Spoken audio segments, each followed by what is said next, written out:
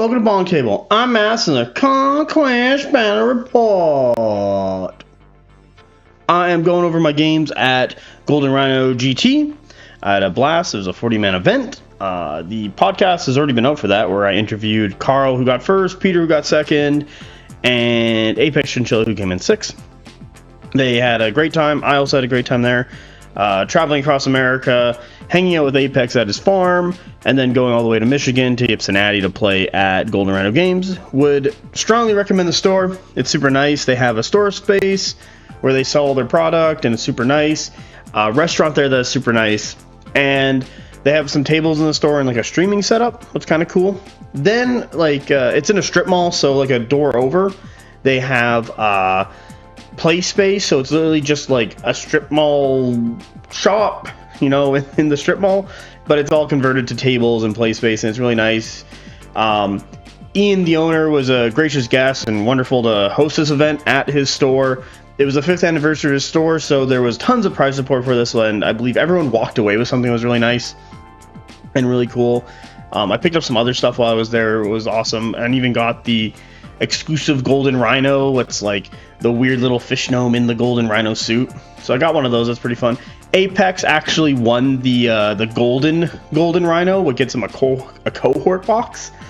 We were talking about that after visiting on Friday, just to say hi to Steve and Peter and all those guys, and we picked up our Golden Rhinos, and we were talking about it as we're heading back to the truck, and it was like, oh, maybe you'll get a golden one, and he immediately pulls out a golden one. It's like, oh my god. So there's a couple there. I think a couple other guys got some. One guy got 2 Golden Rhinos. That was pretty cool. They're gonna get a bunch of cohorts for that, so that's a lot of fun. What else can I say about it? I've kind of talked it up already in the podcast episode, so I strongly recommend listening to that one if you want to know maybe some more stuff. But I just want to give another shout out to Ian and his store, Golden Rhino. Fantastic. Would easily visit again. Fantastic play space. Super clean as well, what I quite enjoyed. And yeah, it was great. Also, got to meet the new devs. Hunter from Parabellum. What I'm gonna dub their handler, or their wrangler, brought them down. They were they're very polite, they're very nice. They also wanted to get a ton of feedback about the game, wrap their heads around where the competitive players are coming from, where the mid-tier players are coming from, where new players are coming from, understanding how to entice people more into the game with new player starter product, and also looking at the scenario and how to fix that. And they were asking a lot of questions. One of them was about objective markers, what I was like, oh boy, do I have words about objective markers. But they were super nice, really open, and great guys. When we first kind of got introduced to them during the happy hour, they just kind of got thrown into it, and it's introduce yourselves, and it's yeah. So they started out a little rough, but after actually meeting them and seeing them interact with the community, all I have to say is their praise. Like them a lot. Hunter, you're still gonna get memed on. Sorry, man, sucks to be you. But the brothers, you guys, my interest in the game and my excitement for the game has gone up immensely after meeting you guys, and I'm excited to see you at Hios. I'm excited to chat with you some more, and I hope you guys do really well in your new venture as Parabellum game developers. I'm excited for that. So with that, let's get into my list. Let's talk about my games, and we'll get moving. So here's my list. I'm playing Swiggity Swooty I'm coming for that Jeffooty. Why am I playing this? Why am I playing the list I took to Gamescom? Okay, so very, very simple reason. 2 simple reasons. First one, I've played it before. I know how it works. I feel very comfortable with it, and it has enough oomph with enough tools that I can probably do pretty well in an event like this. I know a lot of the other heavy hitter players, especially from that Competent Conquest crew, they're playing toned down lists because they want to save all their spicy stuff for Hios, as well as just having fun with an event. After round 2, because there's protective matchmaking, they're the top players, the top 10, 7 of them were Competent Conquest people, and basically it was the sharks eating each other, as we started joking around about. I had to play Matthew round 3, Apex Chinchilla round 4, and Carl round 5, so we started getting into each other. But that's fine. That's usually what happens. But we're all playing kind of like weird lists. Do I think this list is the best list? No. Do I think it's pretty good? Yeah, it works. Did pretty good with it. It's served me well. I quite like it. You know, you paint for Goltr Beastpack, you're gonna play for Goltr Beastpack. The other one about this list is that it is fully painted. So there was a bunch of additional prizes and support that was given to people who were fully painted. You know, you got entered into a raffle. There was fully painted prizes, what were like cool to have and see, like tons of prize support. Like Ian, the owner, he went through and made sure that there was no double upping on prizes, what was like really fantastic, really nice. Really appreciate that. And also there was like best in faction, so like people were walking away with a quarter of their list in best in faction. So what I mean by that is, I know John Apex Chinchilla, he got best in Wadrhun. He had a Quaddle. I think he got either like a cohort box or like a box of vets, chosen a death, maybe Scion on death. Like he got a bunch of stuff, and I was like, okay, there's like a quarter of your list right there. Like, this is pretty sweet. So a lot of people got a lot of prize support. I wanted to play fully painted as well, just because like it's a big event, and originally in the rules you had to be fully painted, and it's like, man, I painted all this and I just haven't painted since. And so I was like, I'll bring it anyway, and I got it ranked by Ian. He came by and looked at it all, and he's like, there is a theme, and I'm like, yeah, it's a theme McDonald's, because it looks like it's McDonald's. But he's a great guy. The people who won best painted, a gentleman, I know Scott did very well. His painting, like, it's actually really very impressive. I do like his Nords. And then there's Eric, who's my round 2, who might have won it because he's the gentleman on the Discord who has, I don't know what his Discord name is, but he's the gentleman, you'll see it in the battle report, who has the Steel Chosen on the wall and the Conquest on the wall. It's a fantastic regiment and display piece. Quite liked it. Had a really great game with him on round 2. So we'll get into that when we get there. But anyway, yeah, that's the 2 reasons. Fully painted, I've played it before. What more do you want from me? I'm just a guy. All right, so if you haven't seen this, or you want a refresher, I'll go through it quick. I'm not going to really deep dive on it. It plays Horns of the Bull, has 2 blooded, 2 trolls. The blooded sit in the trolls, they rally the trolls, they clash with the trolls. The Goltr are there and behind or on the flanks to collapse onto people. 2 units of Stalkers in the middle to kind of like force people to come into you. Shaman and Raiders for that additional utility from the Shaman, and the Raiders for early scoring or to sit on a zone as the lines get pushed. And a Seotnar with an anchor to apply pressure on a flank or hold a zone, or do whatever he needs to do. Like he's kind of that finisher piece. So Blooded Warlord, Tenacious 1, Stalker, Trolls, Goltr. Oh look, Blooded 2, Redbringer for 7 attacks. That's the big one. Stalker, Trolls, Goltr.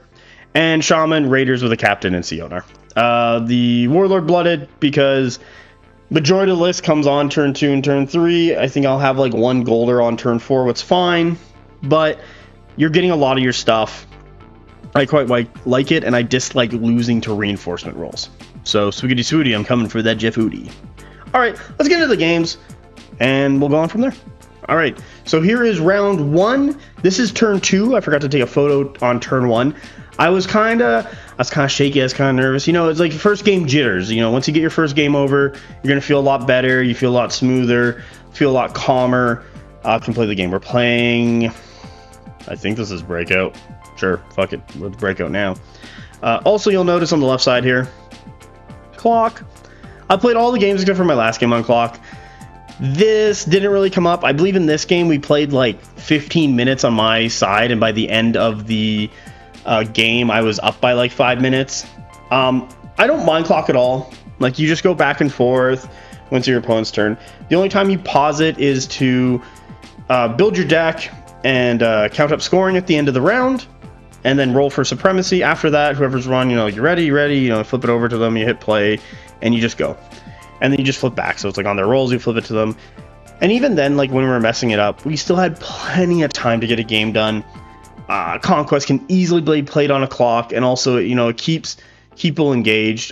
Apex on the podcast talked about one of the gentlemen who was really glad to play on Clock, simply because it allowed him to keep track of his time and not just take everything away from his opponent, who can actually still play the game. All right, so that's really my Clock talk. So what's going on here? I'm playing 100k. I'm playing an Orders 100k. So this is a list that I've actually played into, but haven't released the battle report yet. I've been kind of busy, and I've been just... Podcasts are easier to get out. Big events are easier to get out. Stuff like that, you know, keep people like engaged. But this is going to be big block of Sealed Temple with the character with like the kill sword and wedge or tip of the lance. Double Household Knight with the mounted Noble Lord. Double Chapter Mage in fire with 2 units of more crossbows. And then I believe a Crimson Tower unit and an Ashen Dawn unit, and that's his list. It's an Orders... Like, it's an Orders horse list. It's fine. I quite like it a lot. My only issue with an Orders horse list is that it has either too many mediums, and having a light, like a Chapter Mage and Armor Crossbow is fine. Even with 4 stands, you'll get that scoring you need. So I think this variant is a little better than the other version I played. But, Ashen Dawn for Crimson Towers, I think, is the better play, just because you have the Anvil ability in the Household Knights and the Sealed Temple, and you can still do it. And also, your big block of Sealed Temple is going to flex really hard. So this is turn 2. Let's get into it. As you can see, both my units of Stalkers are right up the middle, applying pressure. My opponent doesn't bring his Merc Crossbows into me at all. So, you know, you do what you normally do in this scenario, is just shoot the ejector marker, put some white damage on it, set up some Goltr behind to protect the Stalkers, and also flex into killing that ejector marker if you need the Stalkers to go forward. And that's fine. So we've got my 2 trolls on the sides here to collapse. That's a fine position for them. You know, when I get my other unit of Goltr somewhere over here, they can hang out over there. Raiders and Shaman, because my opponent didn't really get much and has been hiding behind, or not hiding, I want to say, like, you know, keeping his more crossbows back and safe, because he knows I can do a lot of damage with my Stalkers if I just walk up and shoot him, just through the sheer volume of fire. And his AP1 isn't going to matter because I'm E2. My Raiders and Shaman can kind of walk up and be a little aggressive, get on that zone and cap it for me and put pressure on early. Lastly, you know, we got this other Goltr unit that's going to like swing around here and apply pressure. This Goltr unit can flex this way or this way. You know what, we'll do that in orange just to make it easier to see. And yeah, my trolls are going up. They're literally just going up for the zone and probably going to put a line there. So I want to kind of like collapse in on my opponent. He's kind of giving it to me right now. In like retrospect, I'm kind of seeing it more as he's giving it to me, but also like I don't think he really has a choice, just because if he gets aggressive with the Merc Crossbows, they're going to die quicker, I feel. Chapter Mage, though, is going to do a lot of damage to Stalkers. You're going to see one of them melt. But also, he's trying to keep his Household Knight safe. He's at a position where he's not over aggressive. He's applying pressure, but if I go past the midpoint, he's going to hit me. But I really just need to sit on the end of the zones and get into a setup position, and I'll be fine. So yeah, it's the end of round 2. Let's go into turn 2. Turn 3. Yeah. So here is turn 3. As you can see, my opponent, gentleman, I believe his name is Colin. Should see it at the end score, because I wrote their names down. Has gone more stuff on, so he's got both units of Sealed Temple and his Ashen Dawn. So he's bringing a lot of stuff onto the table, but I am still outcarding him and can apply pressure. I get my other 2 Goltr. As you can see, I position my trolls aggressively, but I've also positioned it, I'll do it in orange here, that if this stand dies, the Siotnar and the Goltr can get in there really nicely and hit whatever hit the trolls.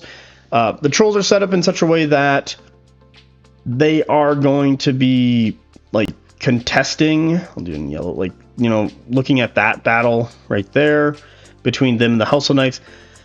The Household Knights get into the obscuring and dangerous, so like they can kind of get into me, but also it's not an auto in. And if he does get into me, these Goltr on the left here can like swing in from the side and hurt them, so I can collapse. And also I'm in a position with my trolls, because they went very late in the round, that I can roll like a 2 or a 3 and I can get into those Household Knights.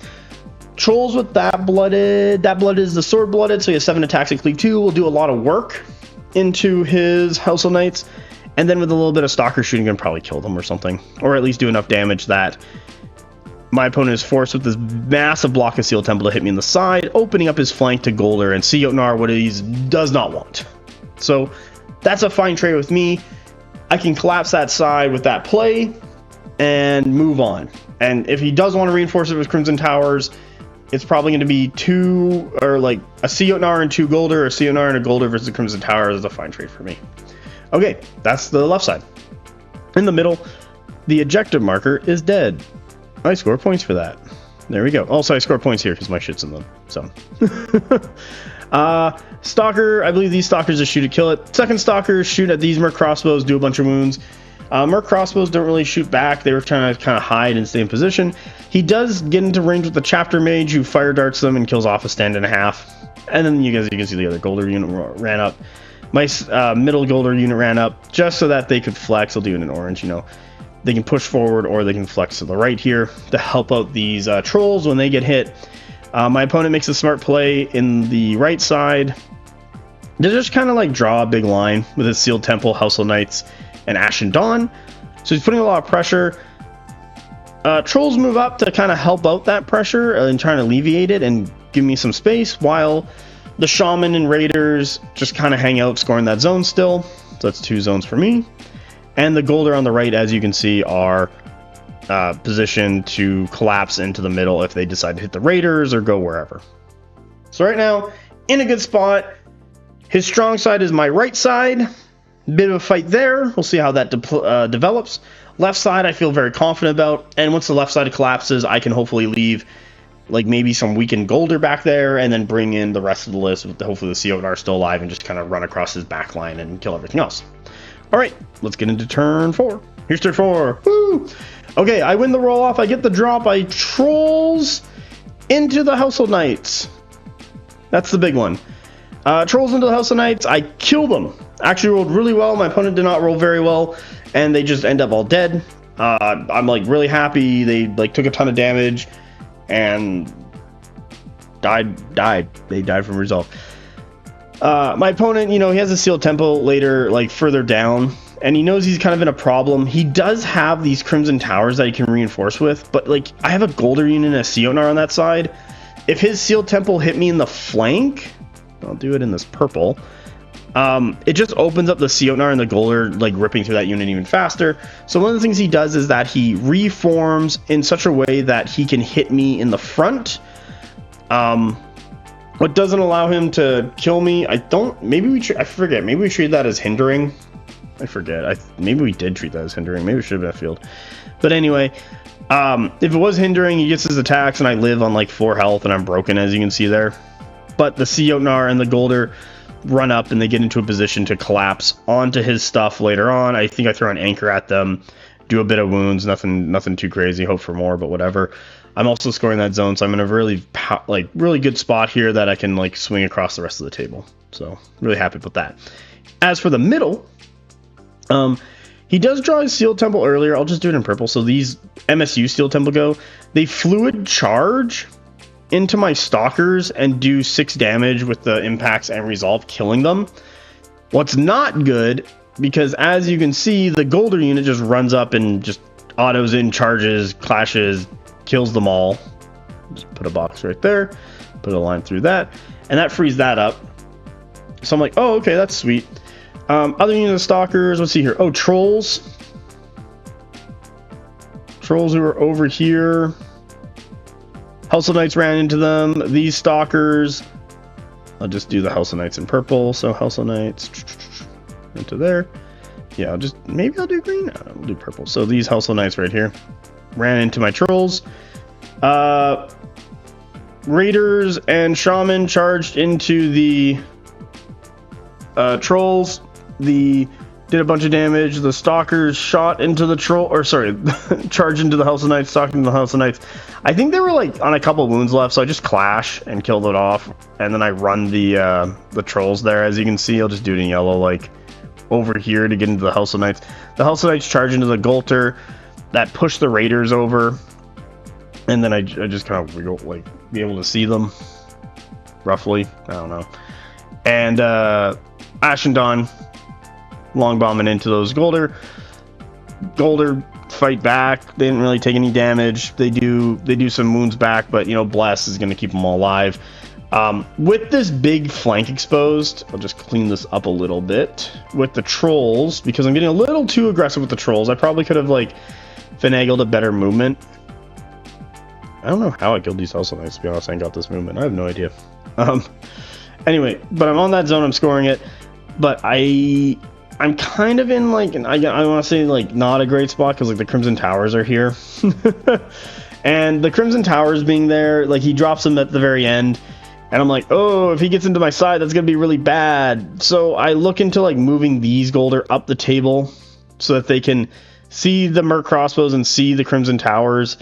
I probably could have wrangled them a bit better. I'll do this in yellow, like, you know, give them a harder angle just as it collapses in. But I did check that I would still be able to touch if they moved in and killed that one stand of trolls right there. I'd still be able to see them, so it's fine.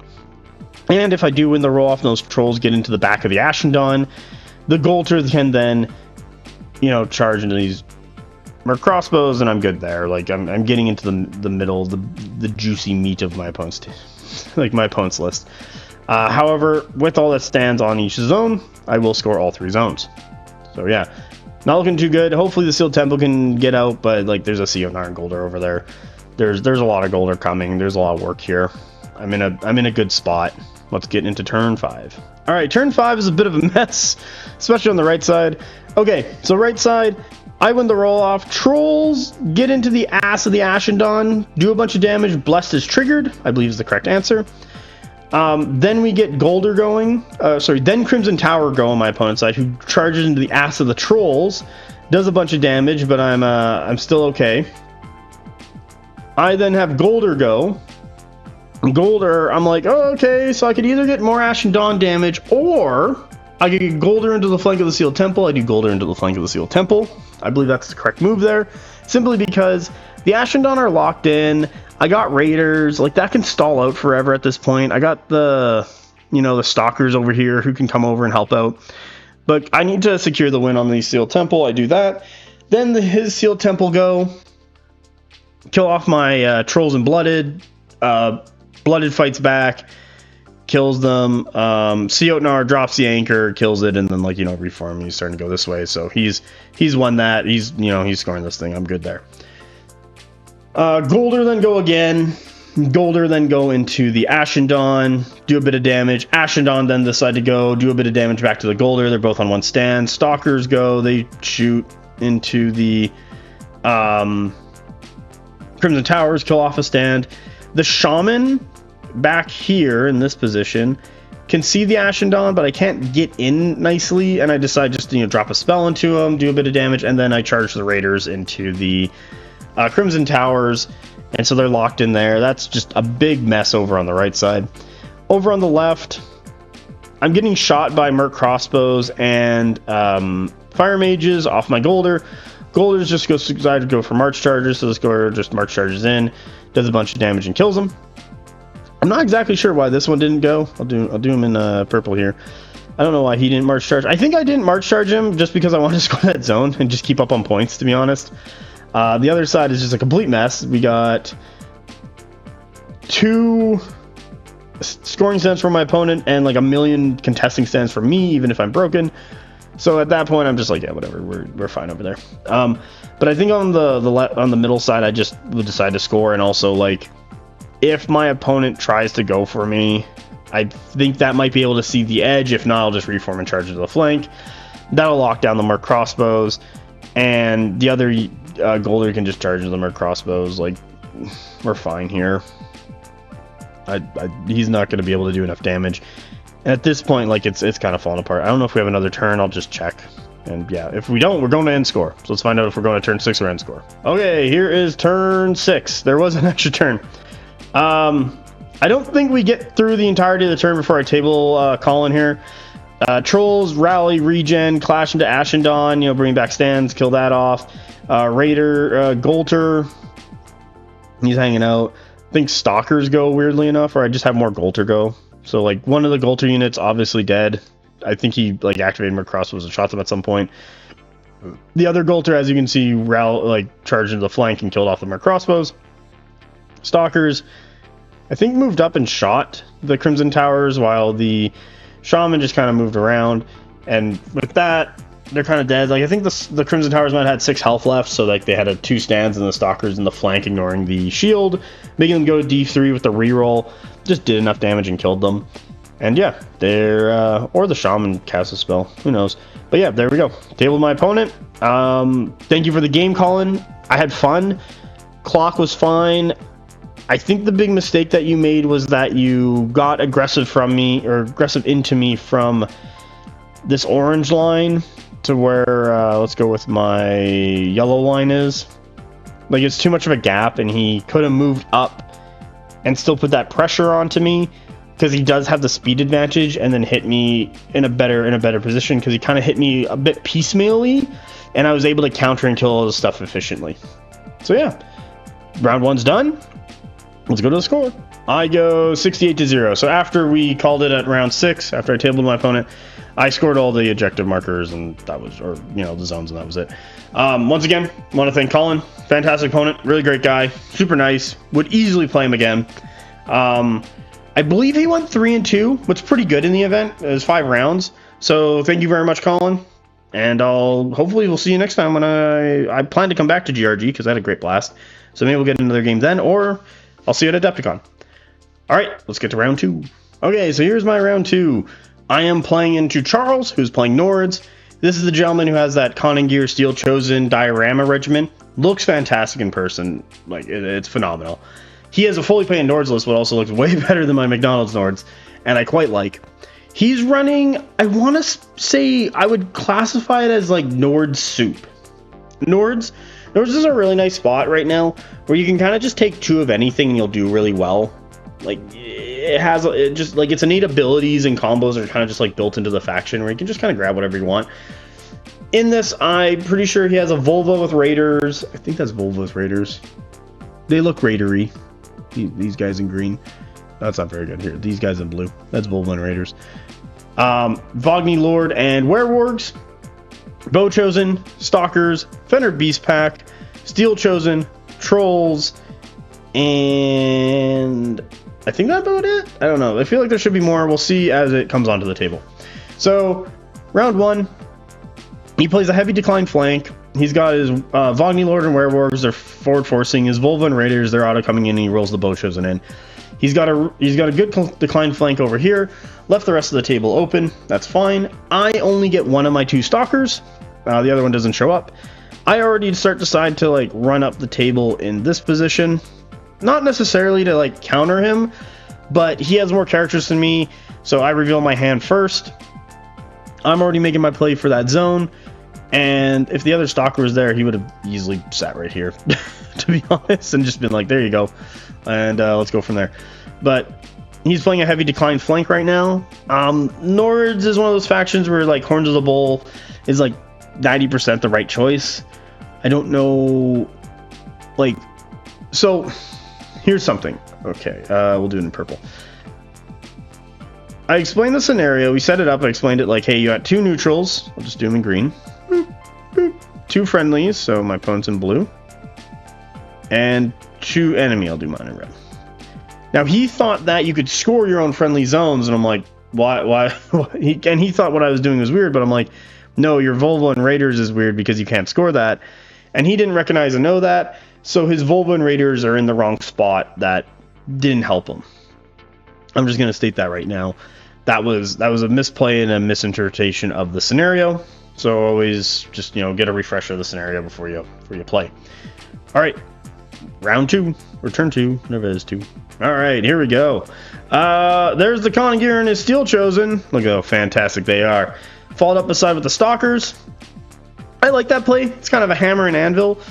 Stalkers, do they have a blooded? Yeah, I think they might have a blooded in there, or he just took four trolls. I'm not gonna comment or figure that one out.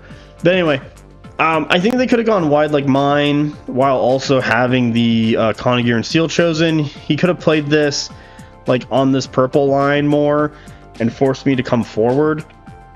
However, as you can see on my left side, Goltr, Stalkers, Trolls all show up in a big line. So I got plenty of damage and utility on that side to like push out, even with, I'll do it in black, this house blocking the way. That is not happening. I will do it in yellow. This house blocking the way. There we go. The table does not like black.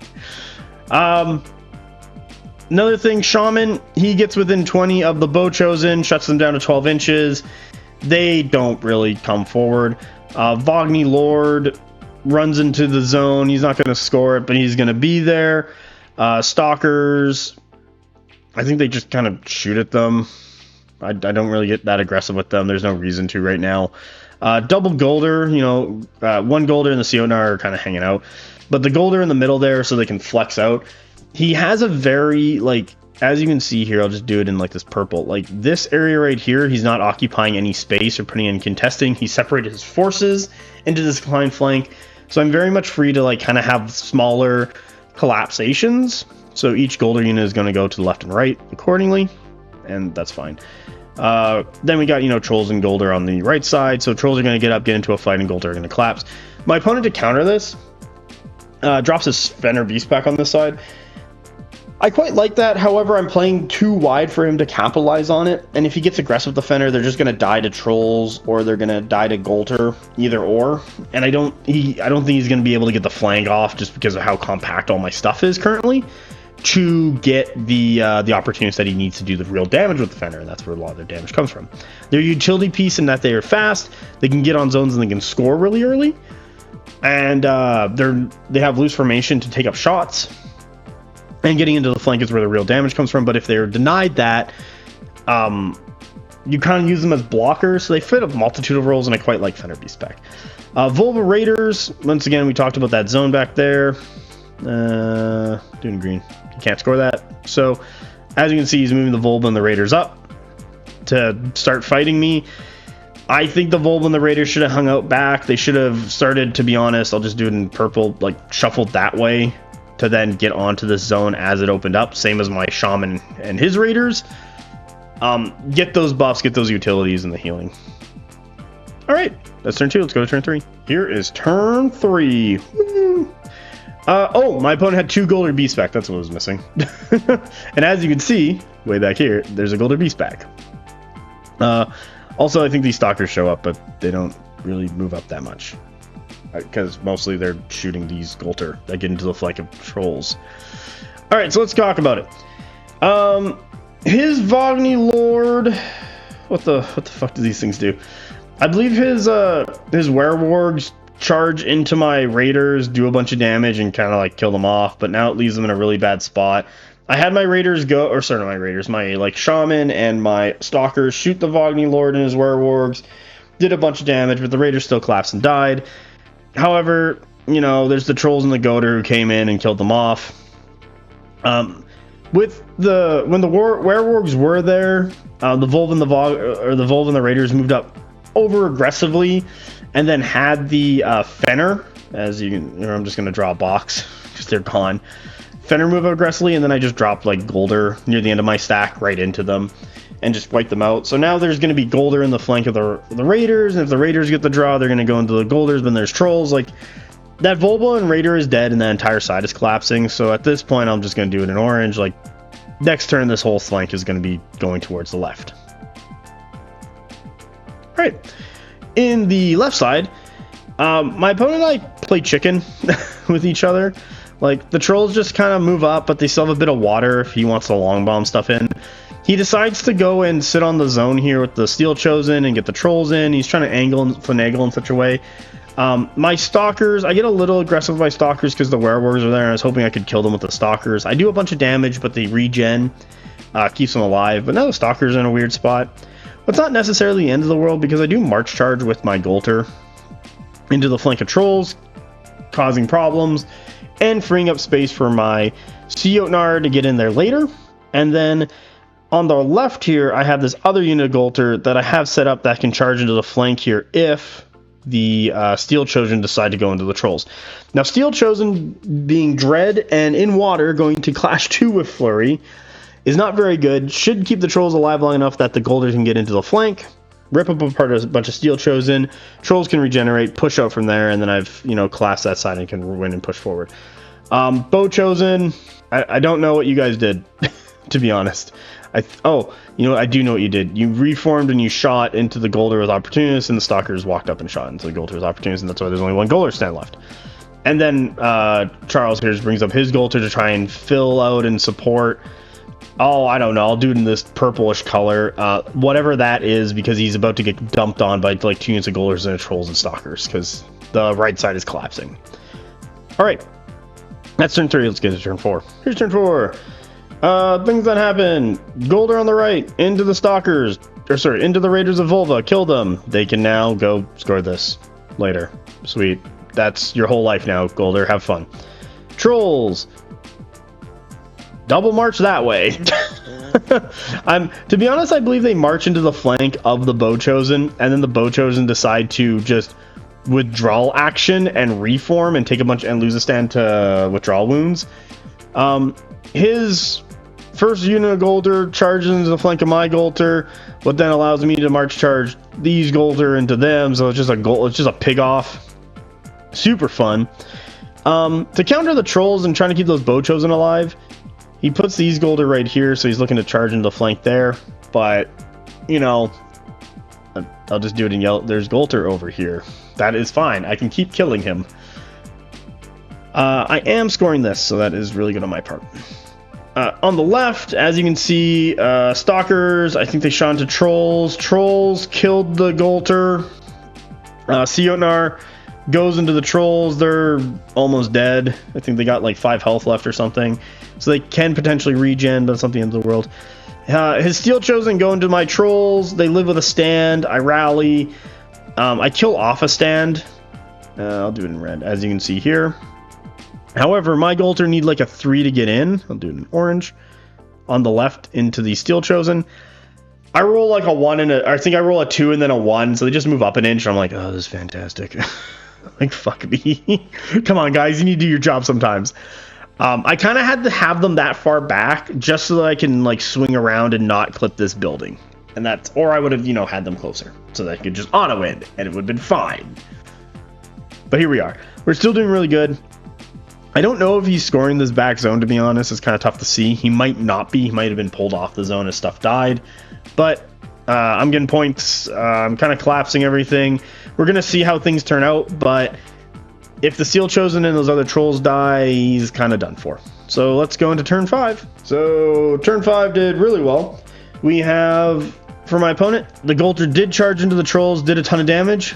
My Goltr then countercharged into those Goltr, killed off a stand.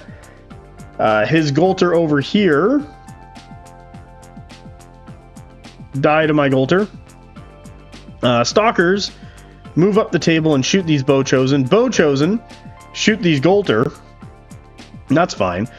Stalkers, I believe they shoot the Goltr in the front, but don't do a ton just because it's front and not getting the rerolls and they had to move up. Siotnar, seeing the Siotnar and the Trolls fight. The Siotnar wins. I think he just drops the anchor, kills the Trolls, and charges into the Steel Chosen, killing them off. The middle Trolls, you know, rally with the Blooded and clash back.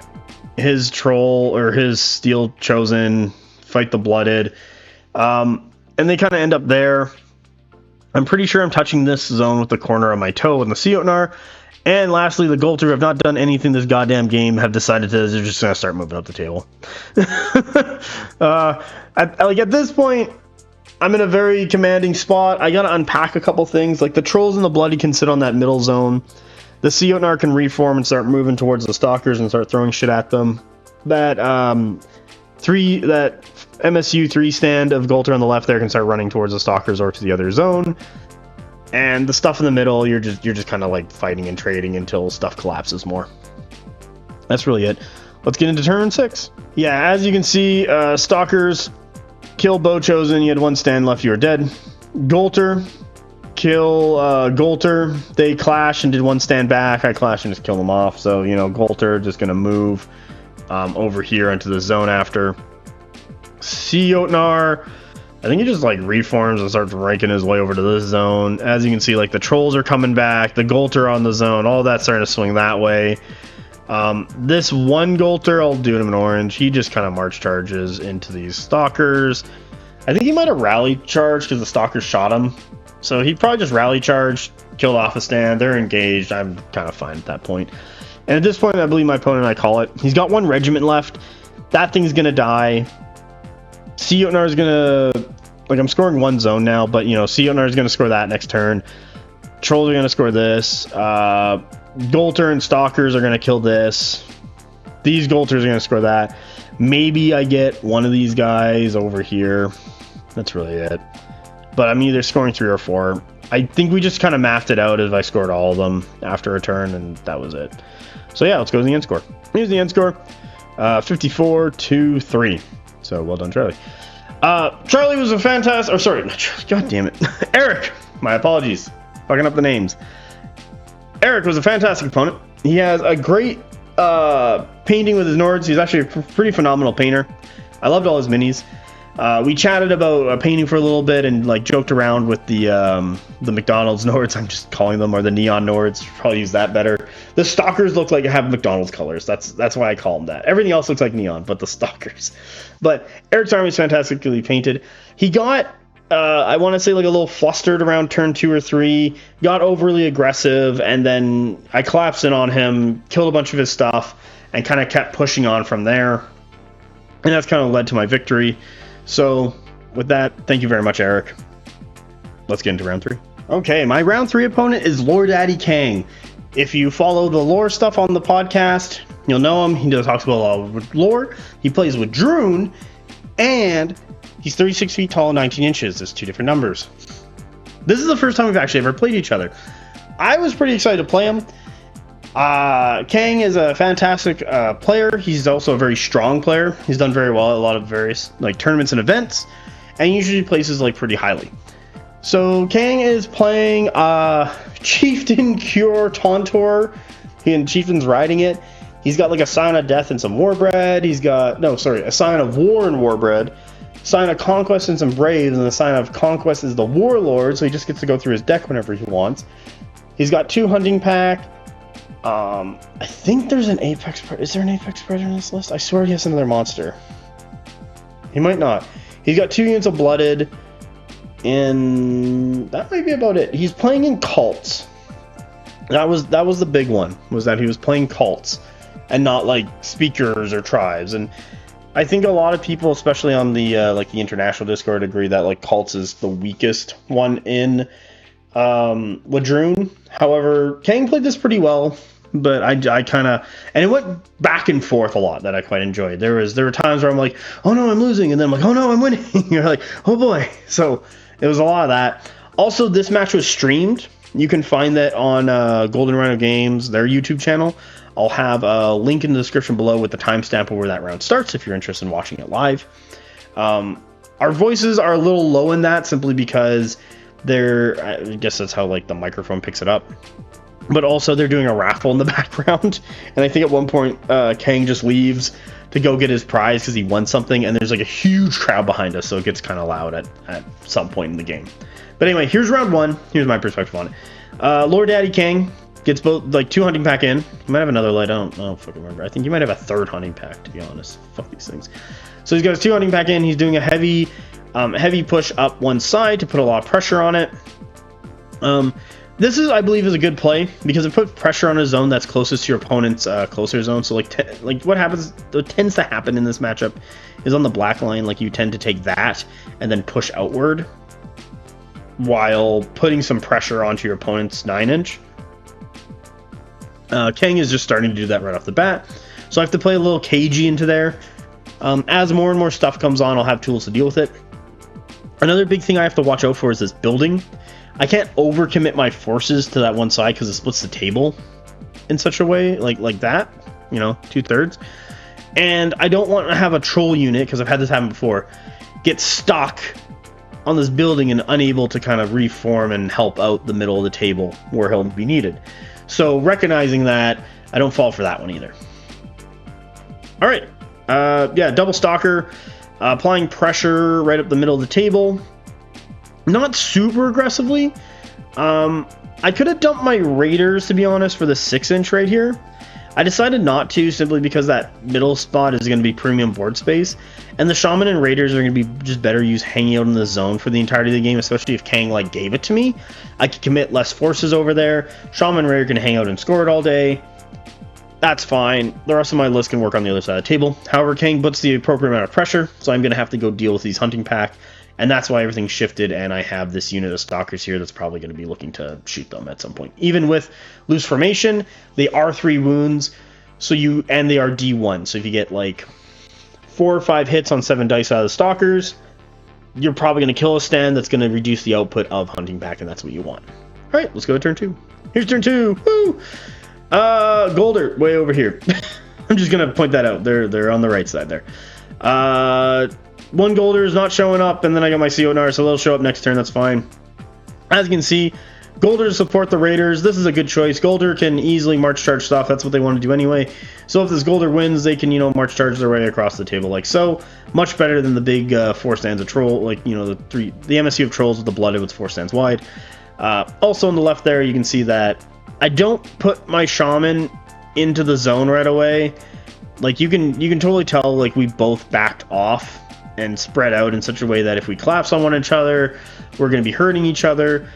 Stalkers, I believe, are already moving up and starting to take, like, pot shots into people, potentially, or getting to position to do so. This building is going to be kind of a pain to get shots, but if Kang gets aggressive with me, the Stalkers are going to be in a phenomenal position to just get a bunch of side shots for opportunists, even with the loose formation, do a ton of damage. Left side I'm feeling strong about, but he is stalling me out and putting pressure there with the Hunting Pack, what's fine. Hunting Pack, oh look, there's a third one. Look at these little bastards, there's just so many. Hunting Pack on the right.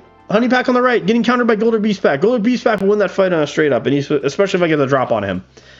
I'm not giving him my flank. The Goltr Beastpack are kind of positioned the same way those Hunting Pack are. They have like, half an inch to like 3/4 of an inch off the table so they can swivel around. But also I'm not letting him collapse in on me. Then we have the double trolls. Double trolls right here is mostly because there's a ton of board space here and I want Kang to hit me on my trolls so I can collapse with my Goltr. As you can see with both Goltr just kind of hanging on the sides. I did think about like where to put my fourth Goltr. He's going to be in a little weird spot just because like I'm taking up a lot of premium board space with the double trolls beside each other, but I should be fine. And these Stalkers, I'll just do it in yellow. They just walk up. I don't know if I like take some shots into somebody, but they're just there to kind of be like, okay, if you want to hit me, if you want a long bomb charge me, go right ahead, because he's got, like, Matthew's got a big unit of Warbred right there. I'll do that in purple so you can see a little better.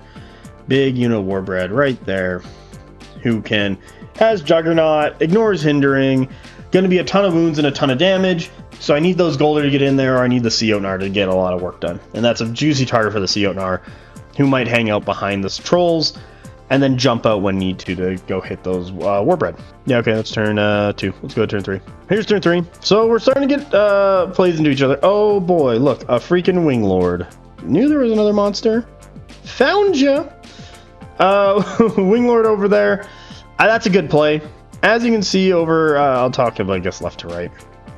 As you can see, there is was a Hunting Pack right here, got shot. They're down a couple wounds, so like looks like the Shaman moved up and just kind of blasted them with his spell, did a bunch of damage.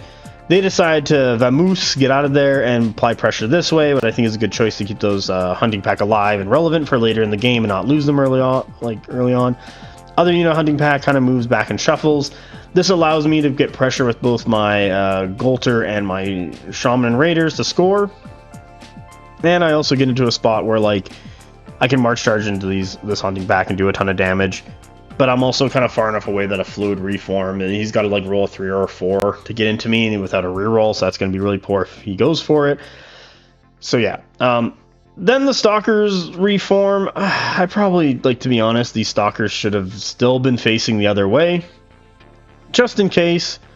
He went for it, but because he was moving the other way, I kind of wanted to like get the extra help in case he goes for a long bomb. Like, as you can see in the middle there, the Scion of Death cast his like kill spell, hit the Stalkers, killed off a stand. Stalkers basically just shot back into the Scion of Death, but the Goltr are right behind them.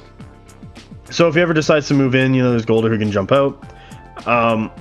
Warbred and Tauntor move up. They're on the zone scoring it. We're both scoring. Well, I'm scoring 2 to his 1 because he hasn't applied anything to the right side. And I just moved trolls up to be within like a 2 or a 3 of the Warbred. Like, I don't get super aggressive. I think I just move him up like 3 or 4 inches in total. Because, like, I'm outside of his March charge. I'm going to be fine. This, I believe I'm now in it. But if he does get to me, I'm going to have a bunch of stuff collapse onto him. And if I do get into him, you know, I'm fighting back there and I can unpack more and get into a better position, hopefully. And yeah, I think this is a much better spot. And also, you know, if he gets his Warbred into me, you got the Seonar right in the middle, who's just going to freaking run over and be like, hello, let me eat you. Other Goltr. So as you can see, there's 2 Goltr units here. Just, I don't know, your orange one flexing into the hunting pack over here. They're within charge distance of each other. They don't even have to roll. So, you know, whoever wins that roll off. But if he does put the hunting pack in there, I have this other unit, Goltr, who can collapse on the hunting pack, kill the hunting pack. Probably isn't going to do enough damage from the front to kill off all the Goltr. And then I can, you know, push out from there and fight into these 2 blooded units that have finally showed up, who are making a push for the side. So right now my big worry is, how is the left going to end up? How is the right side going to end up? The middle, the Tauntaur is a big piece, but like if I can kill either the Tauntaur or the Warbred and still have a bunch of stuff around, I can probably like carry it and be fine. And that's kind of like what my plan is here. It's a bit tough, but we're also applying pressure to each other, and next turn on turn 4, we for sure are going to start hitting each other. So let's get into that and see all the action. Action time! I believe I win the roll-off. I charge the trolls into the Warbred. They do a bunch of damage. Stalkers. Shoot. Actually, I don't think they shot the Warbred. They shot the... Stalker. I'll just do them in yellow where these Goltr are, because that's where they ended up. They shot the Braves. The Braves with the Sign of Death. Charge into the Stalkers. They do a March charge. Kills me on the impact. Goltr at some point counter charge into the Sign of Death, kills them and scores his own. And I'm like, cool, that's your Warlord, that's a character, and that's a regiment. That's 6 points right there. That frees up positioning for the Seonar. We'll do an orange to run up and get aggressive. I should have wheeled him more, like on that line, but it did allow him to put shots into the Warbred, getting them down to be broken and have a stand left. So I'm like really happy about that. My Trolls and Blooded are also like broken, have a stand left, but at this point, like the middle's broken. And I feel really good about getting the Seonar into the Warbred. If the Warbred die, the Trolls can regen. This Blooded unit is stuck behind a Tauntaur. His Tauntaur wheeled like super hard and got around and into my Trolls. He just does like a bunch of impacts and some tramples. So I don't lose a ton of Trolls. I was on the zone, but now with that Tauntaur, he's scoring it. As you can see on the right there, though, Hunting Pack got into the Goltr. Other Goltr just kill the Hunting Pack, and then they kind of reform to be relevant and like defend themselves against these Blooded. There we go.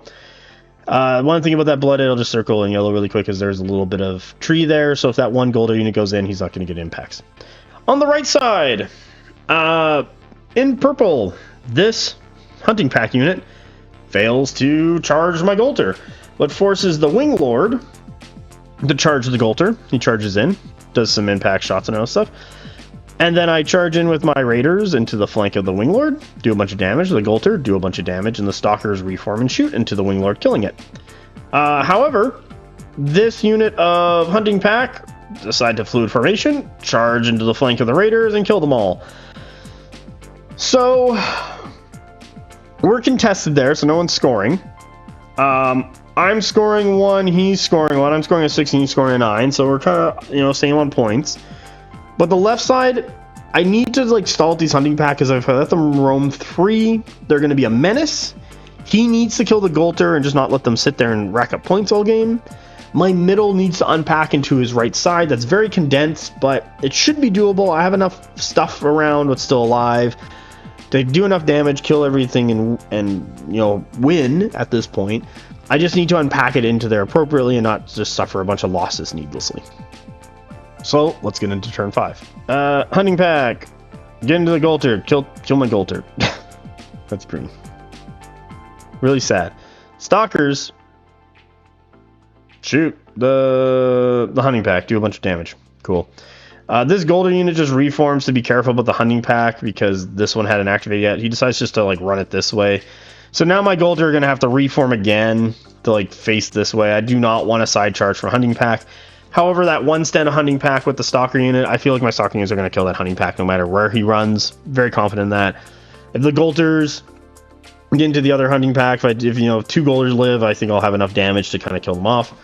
On the right side though, Kang wins the roll off. He rallies, he clashes, he kills my trolls, and then he charges into the flank of my other trolls. I had my Rjóða as my first card. Because he's like back here, he just moves up as far as he can go and drops the anchor into the Warbread, does a bunch of damage. Then my trolls go, they rally, heal, and then I put the Blooded in the trolls. It only took the trolls to kill off the Warbread. They only had like 2 health left, and I probably could have put the Blooded's attacks into the Tauntaur. But one of the big things is you want to confirm the kill, and you just need to confirm the kill, and so I killed off the Warbread and Warbread and the Sign of Death, who were right here. The Goltr, on the other hand, charge into the flank of the Tauntaur, do a ton of wounds. The other MSU of trolls will do an orange, or not MSU, you know, the one stand of trolls did actually a ton of wounds, surprisingly. I was like really proud of these guys. So Tauntaur took a ton of damage. He's like got 10 health left. I'm like, oh, okay, you know, maybe we can do it. The one stand of Goltr charged into the Blooded, did a bunch of wounds. The Blooded just like clashed, and then backed up after they killed that one stand of Goltr, because now they can actually see into the flank of these Goltr and charge into them.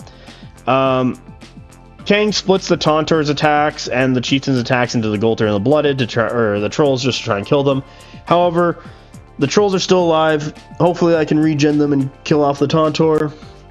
Rjóða is looking to kill him, but I do have to be careful. This Blooded unit has unpacked itself and is now applying pressure to the zone. So I will either have to kill the Tauntaur or I will have to kill that Blooded unit. And I feel like the Tauntaur is the bigger problem, because he's rerolling 6s. He's like D3 and Tenacious 1. It's a lot of defensive stats. But I score 2 zones. Kang scores the right zone. So I'm killing a lot of stuff, up on points, still losing a couple things, but it's kind of that back and forth, and I'm feeling pretty good, but I need to confirm the kill on like the Tauntaur and maybe another one of these MSUs, and I'll feel much better. So let's get into turn 6. All right, so I get the drop. Rjóða into the side of the Tauntaur, just rips it up. Tauntaur didn't even stand a chance. Chieftain, however, gets to die fighting. Chieftain decides to kill off the trolls. Very sad. They died.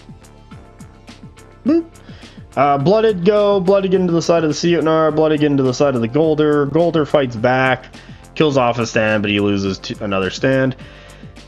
Stalkers on the left, they just shoot the Hunting Pack, kill them. Goltr, they're just kind of hanging out, to be honest, scoring that zone. That's fine. They can kind of shoot out and kill that Hunting Pack. That Hunting Pack is just moving, trying to like be aggressive and finish off that right side, because if he loses any more of his scoring, he's not going to be able to get a scoring engine going. He is scoring 2 zones to my 1, so Kang is, I think, up on points at this point, but that Rjóða is only taking a couple wounds, and if he starts killing off Blooded really effectively, he's going to turn the tide.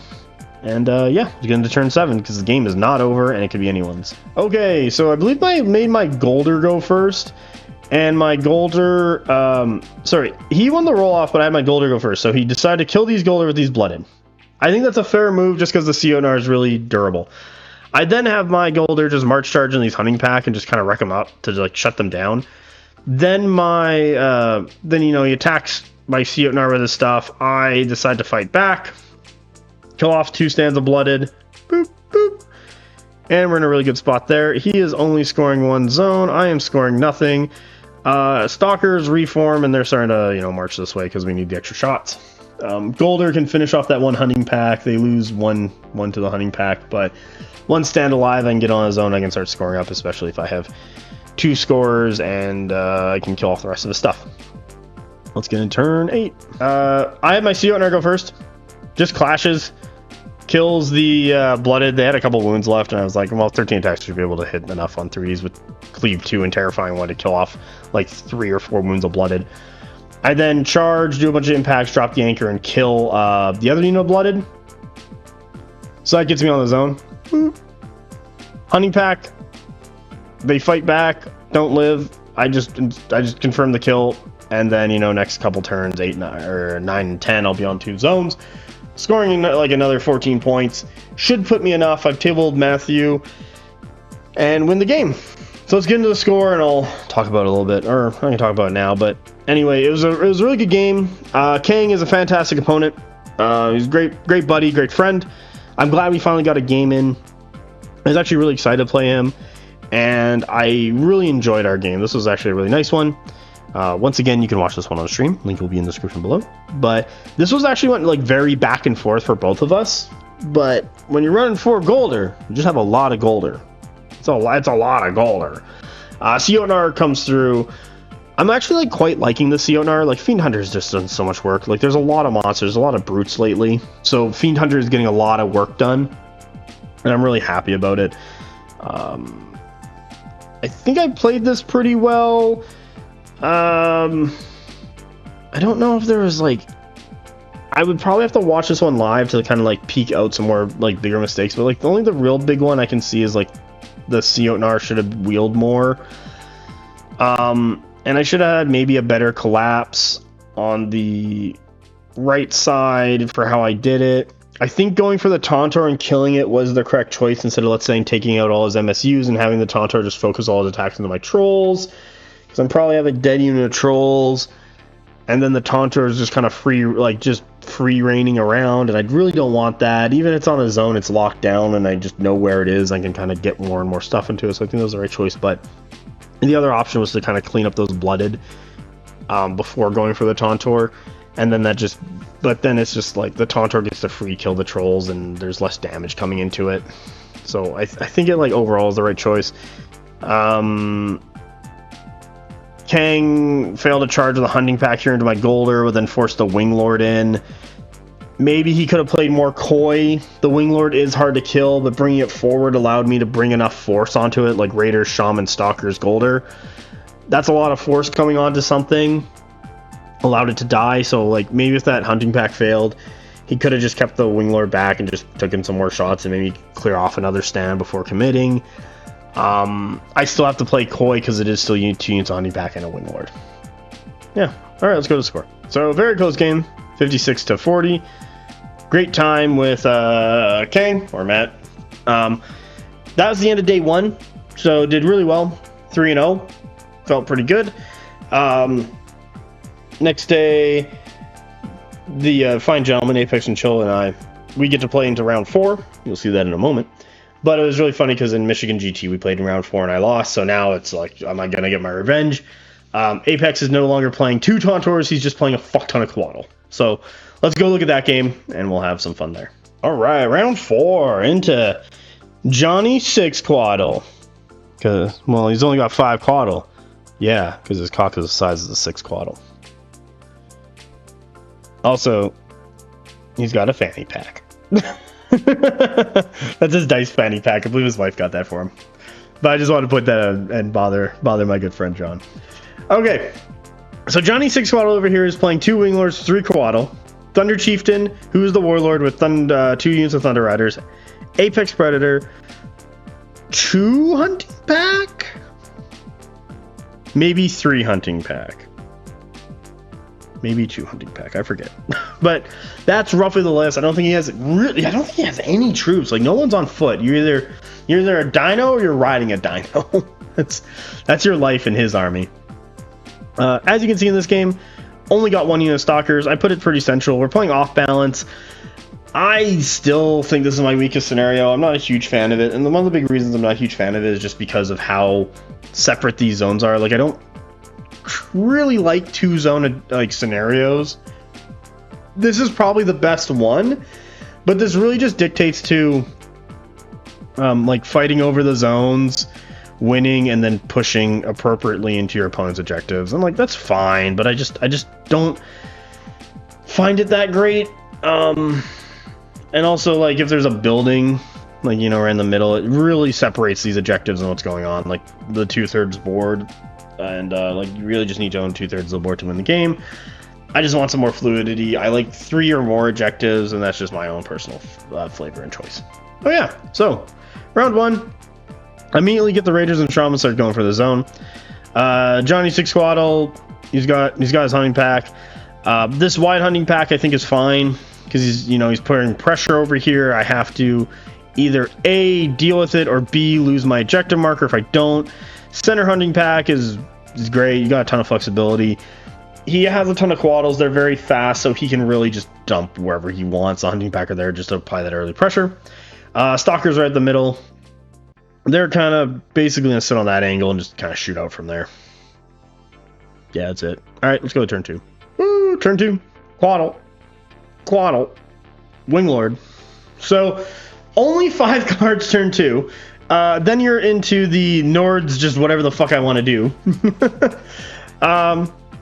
One of the things that was talked about on our car ride down is that Apex Chinchilla likes to sometimes throw a Quaddle, like on a march charge, into an opponent's backline just because it has flight and it can shoot and then like fly all the way over there. That's a lot of threat and it's really far away, and then having your backline stuck with a Quaddle is really annoying, or even a Winglord, what's even worse because it's basically a flying Apex. So one of the things I did knowing this is going to happen is that I have these guys. I'll just do them in circle them in black. This is my backline protector Goltr. They're really there just to say, if you hit me, I'm gonna smack you. One of the things when we were playing this game, I was like, I'm gonna fuck your birds to death. And yeah, I really did fuck these birds to death, as you're gonna find out in the next couple rounds. But a better, like, this play here, even though it looks kind of weird and doesn't like develop anything, it's protecting a lot of my squishy stuff. It's protecting the Stalkers in the center here, Stalkers on the left, and the Raider and Shaman. Quaddle probably like gonna live from Goltr. They can die from Goltr, as we will find out, but they do have a decent survivability chance. They're like 15 wounds. Goltr with like impacts, attacks, and tramples can do it, but on a march charge, they probably not going to get the 15 wounds they need unless the Quaddle player just rolls really bad. But we'll find out how that goes. But these Goltrs are literally there just to protect my backline and also apply that safety for my Stalkers, what I need to just shoot Quaddle to get that little extra damage in. So when the Goltr finally do get committed, I can kill them. Because we need to kill a lot of Quaddle. Alright, that's what that Goltr is doing. Raider and other Goltr, similar to the Kang game, we got that one zone off to its flank. With this, if Apex decides to get really aggressive, double Goltr are going to collapse on him, but also Shaman, Raiders, and the Goltr can press up, deal with this Quaddle. I was thinking of dropping my Rjóða here, and the reason is that the Rjóða comes in, deals with that Quaddle, and then just kind of, I'll do it in orange here, like runs from here into the back line, and that's going to be really fine, just kind of like touching Quaddle. While the rest of the list is going to play on like this weird line over here, and the Rjóða coming in from the back is just going to cause a lot of problems with the Quaddles. So yeah, that's what's going on here. Goltr on the left here. This is literally there just to protect the flank of the trolls. So if this hunting pack wants to go in, my trolls, Goltr can come in from the side and just like get them. Yeah. Trolls are in position to basically just like stair step cover each other. Stalkers hiding behind the trolls are literally there because like the entire army except for the hunting pack is bigger than all my stuff, so that's fine. These Stalkers, I believe, move up and just shoot these hunting pack because I just need to start getting wounds on stuff. And yeah, that's kind of what's going on there. So CNR, another call is going to show up next turn. Let's go look at it. Turn 3. All right. Turn 3. This is... There it is. 5 Quaddle, an Apex, 2 Thunder Riders. We're going back and forth shooting at each other. So, Quaddle over here gets on the zone, shoots at my Goltr. Goltr just move up into position to get onto, I think I need like a 4 to get into this Quaddle. That's pretty good. Thunder Riders come up behind to counter that, the Goltr getting to the Quaddle, but as you can see on the right there, I have the Rjóða who's coming up. He's going to be fine. And then I have the Shaman and Raiders, so that the Shaman and Raiders can get into that zone later once I clear that all up. I believe this is a Winglord. I'll do this in purple. This stupid guy, he just kind of like shoots at Stalkers. Stalkers shoot at hunting pack. We just need to start killing off stuff. I still play very coy, as you can see. I don't commit just yet. I get into a little better position, so I'll do it in orange. This Goltr, that's 13 inches right there. so we can march charge into that, kill off those hunting pack, and then we got a Quaddle over there. These Goltr, that's like a 4. That's like a 4 up. I'll probably take that. But one of the big things here. Oh, and what else is going on here? I think also my middle trolls. They need like a 3 or something to get into there. So like Johnny 6 Quaddle is getting overly aggressive, and he's applying, like, he's getting, yeah, I would say he's getting overly aggressive. He can play it back like an inch or two. He's at 14-inch range. He can play it back. He can stay safer. The Goltr want to march charge. The trolls want to charge clash. The Stalkers want to shoot. Like, you know, play more further at my threat ranges. And he can, like, he has the advantage of pressure, and he's very quick. He is scoring both zones right now, but does put a timer on me and getting stuff done. And that's why on turn 4 I'm going to start going for a lot of stuff, because I'm kind of in that position where I can start hitting a bunch of things and start taking activations away from Johnny 6 Quaddle here. But another big thing is that he's starting to, in black here, gum himself up with his positioning. He's going to start having a hard time getting into things and like landing charges because of how gummed up it is. And then once my stuff hits him, it's also going to gum it up even more. So like there's things that should be able to hit, but he's just too tight, and you're going to see next turn how condensed he is, and he could have just spread out a little bit more with his mobility and threat range. So yeah, that's kind of what's going on here. The protection Goltr, they just spin because I'm realizing he's not going to take, he's not going to go for it. I have enough stuff around, that's fine. So they're going to start making their way this way for that ejector marker and towards that apex. That's their plan. All right, let's get into turn 4. A lot of dead Quaddle. Okay, so I win the roll off. I charge Goltr into Quaddle, kill Quaddle. Thunder Riders go in, kill Goltr, kill Goltr. And in orange, Sionar march charges, drops an anchor. I was hoping to kill a Thunder Rider. It lives hard in 1, doing a lot of work there, keeping the Thunder Rider alive. If it went down to 2 stands, I would have been happy. If 3, I'm probably gonna take a bunch of damage and die. However, big thing right here, I'll do it in like yellow. I don't leave enough room here for the Winglord to drop in, so the Winglord just kind of shoots or he moves around or whatever. Shaman gets within 12 of the Thunder Riders. That's really fine there. I believe this Winglord, I'll do him in purple. He moves up and like shoots at the Stalkers and takes out a stand. Stalkers finish off these hunting pack. Then the next unit of Goltr they go into this hunting pack. Then the Quaddle goes, that was behind this hunting pack, decides to, fly into this unit of trolls to try and clear off that unit of trolls from the Winglord they charged into. So they charge into that purple Winglord. I then send in another unit of Goltr into that Quaddle, doing a ton of damage, and then these Stalkers shoot it, killing it. So now he's down 3 Quaddle, and the trolls kill it. Actually, no, there's another unit of trolls. Yeah, so there's 2 trolls. My apologies. 2 trolls gone to this Quaddle. Because I sent in the first... Oh yeah, hold on. We gotta pull this back. My apologies. Let me just pull this back, because I gotta unpack this, because a lot of things just collapsed on the center. So, Winglord. Goltr behind the trolls. Goes into the Winglord. Hunting pack. Goes into the Goltr. Stalkers. Kills hunting pack. Second Quaddle from here goes into these Goltr. Another unit of trolls go into the Quaddle. I'll just put it here. You can be T for troll.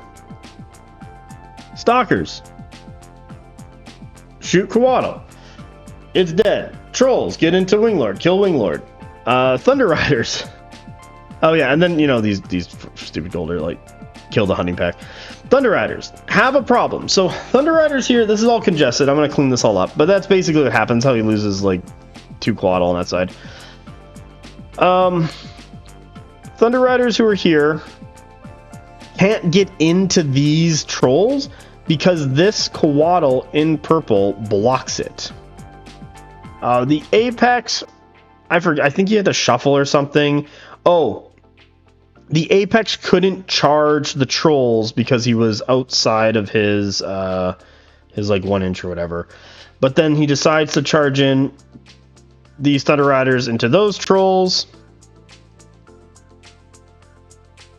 Kills them. Actually, I think these Stalkers, to be honest, shot those Thunder Riders because they're down to stand. It's good for me. And pushed my trolls back, allowing the Apex to get in later.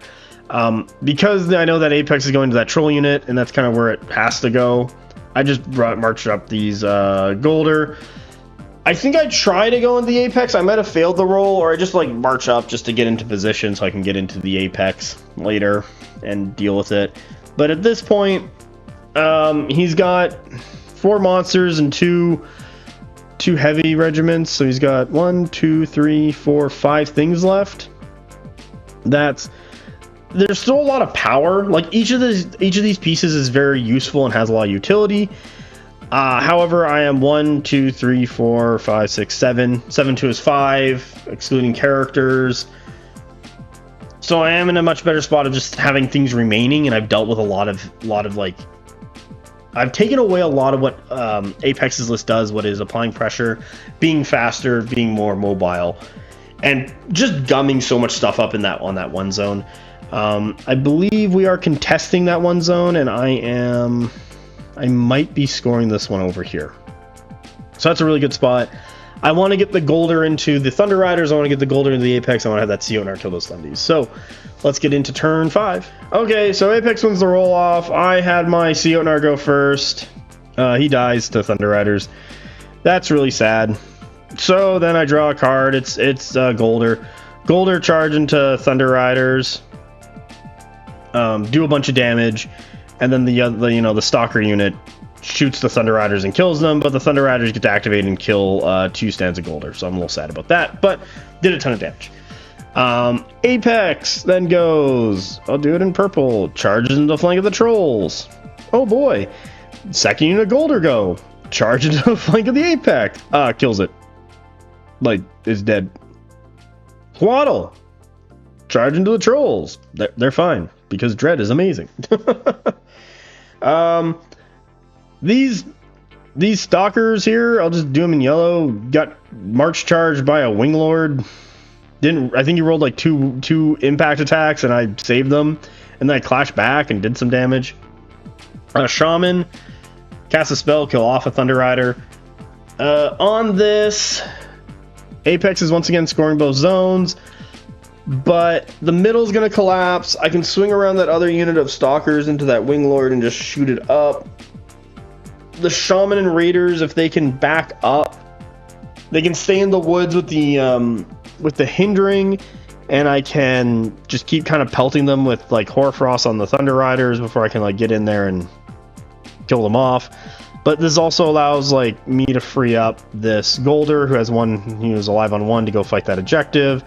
These Goltrs to fight this objective, so I can start catching on points by killing objectives. And it's only turn 5, so hopefully I'll have enough turns to kind of catch up on scoring by double scoring. Alright, let's go to turn 6. Warlord kills these Stalkers and shoots his gun at these Stalkers, but they're fine. Stalkers shoot at the Coatl. Trolls regen, kill the Coatl. Oh no. Get on the zone. Scoring that's sweet. Goltr, charge around, kill the ejector marker. That's really good for me. Needed that. Other Goltr rally and moves towards this ejector marker. Need to kill that. And then he can come back inside that zone and free up those trolls. The Thunder Riders charge into my Raiders, do a bunch of damage. Raiders living on like 1 wound. I think it's literally 1 wound. With the Shaman, rally, clash, shoot the Hoarfrost spell, take him down. I think the Thunder Rider has like 4 health left, maybe 3 or 4 health left. He's not looking too good. So I'm kind of hoping maybe I can get the drop on him next turn if I win the Supremacy. I think Apex has he has the reroll, so you can see over here on the right side, he has the reroll thing. He has the advantage. So he's going to have a higher chance, but if I do it, I can kill off the Thunder Riders. That leaves 1 Warlord left. the rest of the army can collapse on that thing. It's not going to live, and we'll be in a really good spot. So let's go to turn 7. This doesn't look like turn 7. All right, so I forgot to take a picture of turn 7. But basically, just to summarize it, Thunder Riders clash, kill off the 1 wound of, what is it? Raiders? Yeah. Or, I forget. Yeah, I think it does. So, and then they just back up. Maybe the Winglord turned around. So here's the thing about the Winglord. I know it charged into my ejecta marker and shot it. It shot it, charged it, and, like, killed it. But then caused my, oh yeah. So then caused my Goltr to charge the Winglord, kill it, and the Stalkers like reform and just shoot at it, killing the Winglord. The Thunder Rider did charge and then killed off the Raiders here, and then moved back. And then turn 8, what this one is, as you can see, I just kind of moved. I'll just clean this up. That's just turn 7. The Stalkers and Goltrs around the building. This is now turn 8. John just moves the Thunder Rider back. Troll, this Goltr just kills that thing over on the left. And the other trolls are just looking to, run this way. That Goltr can live its good life on that zone. And that's really it. At this point, John calls it because either he's going to, lose the roll-off and the Goltr charge him, or he's going to win the roll-off and charge the Goltr, and the Goltr and Stalkers are just going to kill this Thunder Rider. Okay, cool. That's kind of it there. And then I'll catch up on points anyway. Or even if I just get on the zone, he just doesn't have enough damage to kill off my stuff. And so yeah, we call it there at turn 8. That's game. And he just kind of says yeah, you win the roll off and you kill that guy and you get on both zones. I'm like, okay, cool. And yeah. So let's get into the end score. Okay, end score. 28-20. So overall, really good game. Once again, I just want to mention that Apex Chinchilla, he got a little over aggressive, and I took the 4 ups or the 3 ups, and I got them all, allowing me to get into him. He got really congested. He could have played a bit wider to not be so congested and give himself opportunities and positions so that he could countercharge me. And that allowed me to keep enough things alive without getting hits back from his stuff to then collapse all of his Quaddle. Because once the Quaddle get engaged, they kind of start falling apart and dying. And he couldn't recover and sustain himself after that. That's really it. Let's get into round 5 where I play Carl. Alright, so here we go. Here's round 5. I do get the Double Stalker and my Raider Shaman. So Raider Shaman we're playing Maelstrom. He's playing his Brute Euroni SK hate list. Has a big block of Gilded Legion, has double healing Chapter Mages and more crossbows, has a Imperial Officer with Art of War and a unit of Imperial Ranger Corps with double 5-star Hunter Cadre and 2 units of Steel Legion. Pretty good list, quite enjoyed it. I would play it. There is squishy parts and there is durable parts in the list, what I quite like. You got to put that durable part stuff up front. But as you'll see in this game, we don't start scoring until turn 4. And it's just because of our threat ranges. If he gets over aggressive into me, I'm going to punish him. If I get over aggressive into him, he's going to punish me. So we have to play this very thin line. He can push out with the Gilded Legion simply because they're going to be D4 with Harden and they're going to be getting heals. And that's going to be can I deal with that efficiently? I'll be in a much better spot. So here's turn 1. As you can see, we're on Maelstrom. Also, there's only one piece of relevant terrain near the middle of the table. What is that hill? And that's not going to really amount to much. The building is right up beside the thing and the clock is sitting there. We don't even use the clock. So I have my Stalkers, Horns of the Bull style in this again. I have them tilted a little bit just because I don't know how this is going to play and where he's going to be coming from. I probably could have kept them just straight anyway, like I normally do, but I decided to run up 12 and tilt them a little, just get a little aggressive, or get into, start seeing if I can start getting opportunity shots. In yellow here, this needed to be increased by about an inch. I had the space to do it, and I really should have just given myself an extra inch right there, just so I can get another unit through nicely. What I found was that if I went straight, it was fine, but the moment I rotated, I didn't have enough space to go, so I need to give myself that little bit extra room. That was a mistake on my part. Carl, immediately trying to go for the Ranger Corps. and the Imperial Officer to start contesting the zone and start scoring it. I do the same thing with my Shaman and Raiders. So we're looking across from each other. I'm sitting in the woods. He's also sitting in the field, so we can't really shoot each other. I can cast spells at him. He'll be fine. Merc crossbows and the Water Mage. They're aggressive, like they're running up just in case I get like overly aggressive. They can get some shots back. But these guys are gonna hide behind Gilded Legion by just literally moving back next turn or on turn 3 when they show up. Besides that, we're fighting over this side of the table. Cool. Next turn. Here's turn 2. A lot of my stuff shows up. We got my 2 units of trolls. We got and 2 Goltr, so a pretty good amount. Carl gets both his Hunter Cadre and his other unit of Chapter Mages and Merc Crossbow. All 3 of them are coming on, so the only dice roll he has his entire list is his 2nd unit of Merc Crossbows and his 2nd unit of Steel Legion. Everything else is going to auto on either through flank, forward force, or the auto reinforcement roll. I kind of wide deploy with my trolls. Maybe I should have had them more central, like if I just moved the Raiders and the Shaman. But what I really should have done with the Raiders and the Shaman is I should have just had them like back more, not on the premium board space, just kind of hanging out in the back and just waiting, allowing the, as you can see, like the Goltr unit here and those trolls to be kind of more central. And because I know like the Gilded Legion are coming, they're going to collapse. I'm kind of forming the spear tip. What's bad? We're playing like threat range footsies with each other on both sides, so I think I'm getting a little too over aggressive, and Carl isn't like taking any bait. Carl does move his Merc Crossbows unit back just so he's waiting for the Gilded Legion to show up.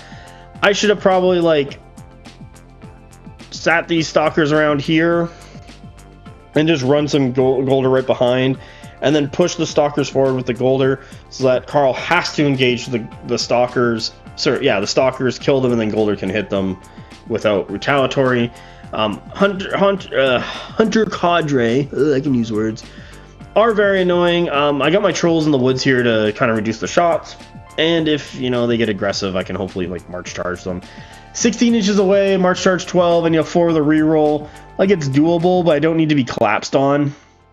And that's the thing, like Carl's very much set up to be collapsed on. This Goltr unit on the left side here is literally if like Carl gets aggressive, but also making a play for this zone, potentially. So we're both set up in a position like if we each get over aggressive into each other, we're gonna get punished hard. All right, let's go to turn 3. I get another unit of Goltr and my Swiggity. I drop them right in the middle. I'm looking to counter the Gilded Legion with those units and this other unit of Goltr will come out of the woods. I won't get my impacts, but hopefully in the flank with just regular attacks and tramples should do enough damage. Hunter Cadre, like we're trading fire. Like Hunter Cadre shoot Stalkers, Stalkers shoot Gilded, get some damage. We play footsies here. We pull Ranger Corps back up. Trolls get into a little bit more of an aggressive position to start scoring this. Everything kind of just shuffles forward just a little bit, like Trolls right there just towing that forest just to stay inside it, put that pressure on, and so forth. And Goltr right here just to keep the flank of the Trolls protected. Steel Legion coming up right here. Get work on a charge, on a march charge. I'm probably not taking I'm not taking the Steel Legion. Hardened 1 and Oblivious will keep them alive, so D3 on like probably 6, and then Oblivious. Like I probably kill a stand, maybe a half of them lucky, but it's not gonna break them, and that's kind of what the big one I need is to start breaking stuff. And that Hardened 1 actually did surprise me a lot of how effective it is. Besides that, Gilded Legion coming right at the middle. He's gonna make a big play for this middle part right here. They're super wide. He's gonna supremacy and use that reform and that opportunist to do a lot of work, but it's not gonna happen until turn 4 or turn 5. So yeah, we're still just looking at each other. Let's get into turn 5 or turn 4. So here's turn 4. This is a mistake. So Hunter Cadre kill my Stalkers here was just bound to happen with all the shooting. Goltr and the Steel Legion, like he's gonna score both these zones, it's fine. But the Goltr on the right there, they're gonna march charge that, and I'm not gonna win that fight. Trolls are fine on the left, but this is very much my weak flank. I'm overcommitting to the right side, especially with the Swiggity in the middle. I kind of wanted the other troll unit potentially in more central and back the Stalkers up, or get them to better flanks, and then have the Goltr kind of like run over the Stalkers. That could have probably been better. So like maybe if I like had trolls in the middle and then like Stalkers on the side here, and then Goltr running over the Stalkers to get into the stuff that's fighting the trolls. Probably would have been better just because of how this played out. Like there's tons of board space here, so there's not like you can just do whatever you want. What really benefits the fluid reform on the Gilded Legion who march up and get into the zone. With the Stalkers dead, I put the Goltr there just so they can auto in, because usually when like I need things to happen, my dice fail me. So I put them in, and to be honest, I think that was a bad play. Like it was. I should have had them back more. And I should have had the second unit of Stalkers just like be a last card to be a sacrifice to like zone out the Gilded if Carl wins the roll off on turn 5, but allow me to get both my Goltr into the Gilded if I get it, kind of thing, even on a roll. Hunter Cadre on the right side there to shoot into the Stalkers. We were very much in a position of like being outside of March Charge on a 6 with the Goltr and then still shooting the Stalkers. Trolls on the right though are doing great. They're just running up the table. Followed up by these Goltr. These Goltr did not need to be there. Like I should have just doubled up Goltr right here, to be honest. Weirdly enough, because that side's going to collapse. I think I put them there because I didn't know where the Steel Legion, the second unit of Steel Legion, were going. And so Carl drops them here. So he's obviously got a strong side where this black line is. And that's fine. But I should have dropped my 4th unit of Goltr right down the middle for when the first one dies. It'll get more damage. You'll see me like, I'll get the Gilded Legion down to 1 health. He'll rally. He'll heal them a bunch. And then I got to keep working to kill Gilded Legion. It's just so rough. And then this is also the other issue with these Goltr, that because of the finagling with the Raiders and the Stalkers, if the Gilded Legion get closer, they won't be able to see the Gilded Legion charge from the side. So yeah, tons of stuff happening right there. But turn 5 is when the lines collapse, and that's where we can seal the 5. So let's go to turn 5. So here we go. So turn 5, Gilded Legion. Carl wins the roll off, gets into my my Goltr, just kills him. I'm gonna put them there. I start countering. This unit Goltr does a reform, charges into the flank. Hunter Cadre just shoots the Goltr, kills them. Then, you know, we get Trolls, we get Sionar, we get Stalkers, trying to do a ton of damage here, not doing very well. Goltr on the left, charge into the Steel Legion, do a bunch of damage. Water Mage heals, Hunter Cadre shoot, Merc Crossbows, I think just literally just shuffle over, to be honest. But they wipe out that Goltr unit, and they're scoring the zone. That's bad for me. They're scoring this zone. That's bad for me. On the right, though, Trolls charge into the Imperial Ranger Corps, kill them. Goltr start making their way over here to hunt down these Hunter Cadre. They need to get that done. Raiders, at this point, to be honest, I'll do it in orange. These Raiders probably could have just got aggressive and just said, fuck it. I think I keep them too far back and safe, while because I'm trying to cast the Shaman, but I'm not really doing a ton because there's an interference from the Chapter Mage right in the middle. And this Raider unit should have just been hanging out right here, staying fine, and then just like blitzing towards the zone once it became free at this point, allowing more free space in the middle so I can collapse onto the Gilded Legion block. But right now, the Gilded Legion block has stalled me out. Hopefully I can get some more damage into it, and I can wipe it out. But turn 6 we'll see. But Carl's kind of scoring a ton of points right now. Stalkers get into the side of the Gilded Legion. So big things. Trolls attack Gilded. Sionar attacks Gilded. Stalkers get into the side. I think they're alive with 1 stand. Steel Legion get into the side of the Trolls. That blocks off the Hunter Cadre. The Hunter Cadre like shuffle over a little bit, and like I think they can get 3 stands in, shoot the Trolls. Trolls rally at the very end because I was like, my last card was blooded. These Trolls just reform and cover the zone. Goltr march charge into these Hunter Cadre, do a ton of damage, and I think maybe I rolled it. I think I might have rolled it, killed the Hunter Cadre. However, the Steel Legion that's been hiding in the back kind of runs over and kills the Goltr. that's not that great.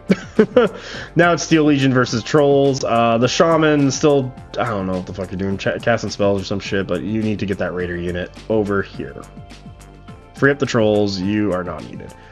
Okay, that's turn 6. If I can kill the Gilded and the Seotnar's alive, I can get into the Chapter Mages, the Merc Crossbows, and I start kind of fighting back and maybe take this back, because a lot of this stuff, if I can hit it first, will just collapse just because it's low, like E1, D1, E2, like it's not living very much. Let's see what happens in turn 7. We have a problem.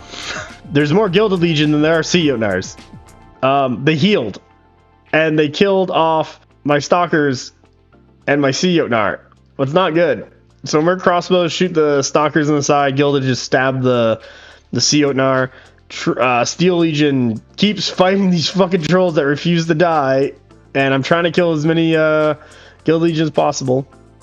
Trolls jump off the zone, take off the Steel Legion, because I'm in the juicy part. We can start going across, and I was hoping to kill off the Guild Legion before the the Seotnar died, and if that would have been in a good spot. Pretty sure the Shaman still shot something, and once again did not get this fucking Raider unit in this goddamn freaking zone.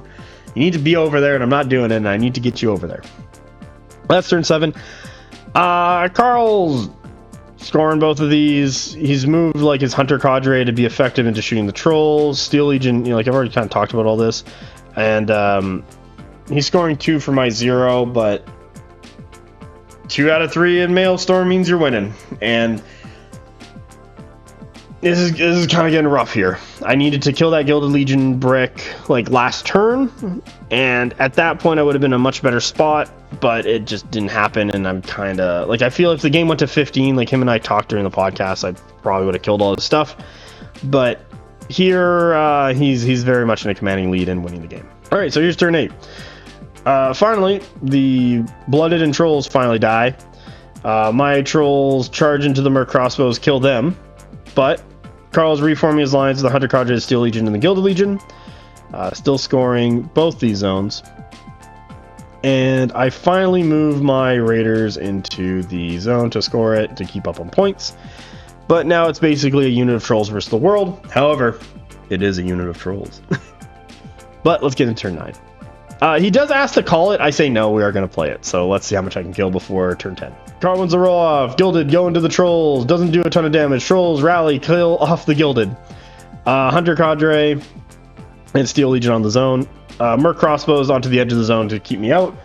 And at this point, I kind of just need to like kill off these 2, and then I can sit here, and if we scored up from there, I'd win the game, because now I'm on the 2. I need to. My priority is the Hunter Cadre, and then the Steel Legion. Hunter Cadre simply because they just have a ton of attacks and they all have a gun, so if I get caught with the Steel Legion, he can just shoot me for free. If I kill the Hunter Cadre, then the Steel Legion have to fight me in my own game of my Dread regen. Alright, let's get into turn 10. Here's turn 10. As you can see, find the Hunter Cadre, find the Steel Legion. Got enough of an angle on this Shaman to keep dropping spellcasts into the Steel Legion, still not doing a ton of damage, but anyway, the damage is damage. And at this point, Carl scores 2 and I score 1. And that's kind of game. So let's go see the end game and kind of talk about it, or the end score. Here's the end score. 9-21. So very good on Carl. Carl takes first with that. So I went 4-1. Carl went 5-0. Very good on Carl. He gets first. I got third because Peter also went 5-0. If they did a round 6, they would play for the undisputed winner. But it was only 5 rounds. Very good game into Carl. I enjoyed it a lot. I actually had like a blast playing Carl. The game was really smooth and really clean. I like that. Carl's a fantastic player. I kind of talked about it as was going through the game there. I should have strengthened my center a bit to try and punch through those Gilded Legion, because if I can get through the Gilded Legion, a lot of the stuff behind it's a little juicy. And I just needed just a little extra, and even without putting that 4th Goltr unit down the center, I could have changed a couple things up right off the bat to still protect my Goltr, wiggle my Goltr into a better position, to then push my Goltr forward and do a ton of damage while sacrificing Stalkers. And at that point, if let's say 3 Goltr killed the Gilded Legion, that's gonna be really good for me. I'm gonna be in a really good spot. But Carl did win the roll-off. He did harden 1. He did get up to Bastion 4. He's resolved 1,000,000 with Iron Discipline, and he took the Oblivious banner. So he's saving a ton of damage, and he's healing a ton. It's going really well for him that way. I do like that brick. I do like this list. I find it really enjoyable. You just gotta pilot it really well. And as you saw in the game, we didn't start scoring until turn 4, just because we couldn't engage each other. Any engagement would have been a bad idea, because if either of us moved too soon, it would have been a collapse. And he had a way of breaking through it sooner, while I probably had to consolidate a little bit more before I pushed into it. So yeah, overall, really good. Enjoyed GRG a lot. Great event and venue, as I previously mentioned. All my opponents were fantastic. I walked away with 3rd. I'm quite happy. I left with a fish gnome. My first fish gnome. I'm actually quite excited about that, and quite excited to go to Hios after this. There will be a lot more content after Hios. A lot of it's like, Hios practice, so I can't really show that or talk about it or anything like that, because it's with other Hios players who want to keep that like private until it's over. So there will be a lot more content after Hios. What is from data recording in, like, I don't know, 2 weeks? 1, 2, yeah, like 2 weeks. So that's okay. You'll just have to kind of, live with this one. Besides that, like, I know I haven't posted a lot simply because of Hios. Also been pretty busy with traveling for various events, and also, like, my personal life. Hopefully after Hios, I'll have more time, pump out a bunch more stuff. Talking to the brothers Joel and Jacob, really excited to be introduced to them, chat with them, see where they're coming from. I'm really impressed by them, and I'm really excited and really happy with them, and I'm excited where they're going to take the game, what their thoughts are about it, and also, like I mentioned before in the podcast, they did a lot of legwork here, and I support them. I'm really happy with them. I'll be excited to see them at Hios, and I'll probably bother them there and be like, hey, fix the scenario document, it's old. That's kind of, like, I guess, my current gripe, but that's a whole other topic and a whole other video. If you want that, I don't know, leave a message and leave a comment in the description, stuff like that. Thank you for watching this. Please like and subscribe. Please follow the Bonk Table Podcast. Join the Discord in the description below. There's Cassandra's Twitter. You can follow her secret Twitter. And I hope everyone has a great day. Bye!